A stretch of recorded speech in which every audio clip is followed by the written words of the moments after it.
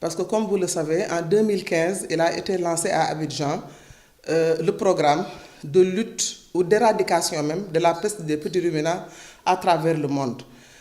Comme vous le savez, l'élevage, surtout le petit élevage des ovins et des caprins, occupe une population très importante du monde. Et surtout en Afrique, les femmes, certains jeunes, ont comme domaine de prédilection dans l'élevage le petit élevage. Et on sait que près de 80% des troupeaux sont décimés lorsque la peste des petits ruminants intervient au niveau de ces troupeaux. Cela signifie que c'est une perte d'emploi pour les jeunes et les femmes, mais c'est également un problème pour notre propre sécurité alimentaire, surtout pour l'approvisionnement en protéines d'origine animale. Et c'est la raison pour laquelle donc il y a un programme africain, en plus bien sûr, qui est arrimé au programme mondial qui est défini avec différentes stratégies donc, pour lutter contre la peste des petits ruminants. On a programmé de renforcer les services de l'élevage sur le terrain.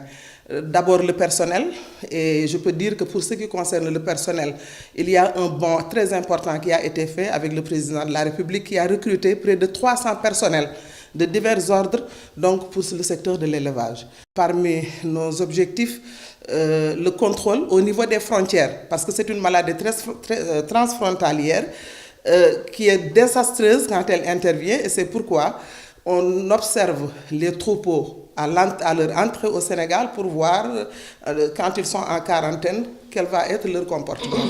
Donc tout cela, en tout cas, montre qu'il y a des choses qui sont en train de se faire et nous espérons qu'avec l'appui des partenaires au développement, particulièrement la FAO, l'Organisation mondiale de la santé animale et la Banque mondiale, la Banque africaine de développement, l'UMOA également, qui nous appuie beaucoup pour ce qui concerne la lutte contre les maladies. La peste bovine a été éliminée de la terre en 2011. Donc tous les pays sont pratiquement indemnes de peste bovine et on espère qu'avec les stratégies et les leçons qui ont été tirées de cette lutte contre la peste bovine, on parviendra très certainement également à éradiquer la peste des petits ruminants. Je pense qu'il y a une bonne prise en charge de ce dossier important. Les deux départements ministériels travaillent en très bonne intelligence parce que nous avons en charge la recherche sur la santé et les productions animales à travers l'Institut sénégalais de recherche agricole. Et nous travaillons beaucoup avec les services de l'élevage et nous sommes convaincus qu'avec les stratégies dont elle vient de parler tout de suite, on arrivera à éradiquer véritablement ce fléau qui peut avoir un impact très négatif sur le cheptel dans nos différents pays. Un processus très compétitif, mais également très transparent. Le Sénégal a été choisi pour abriter le bureau sous-régional de la FAO. Nous avons tenu à faire avec la FAO, en tout cas des concertations, lesquelles concertations nous ont permis de nous entendre sur le format, la philosophie et les principes de base qui vont gouverner effectivement ce bureau sous-régional. Le gouvernement du Sénégal s'en réjouit simplement mais profondément, car incontestablement, Dakar va être la capitale de l'agriculture ouest-africaine.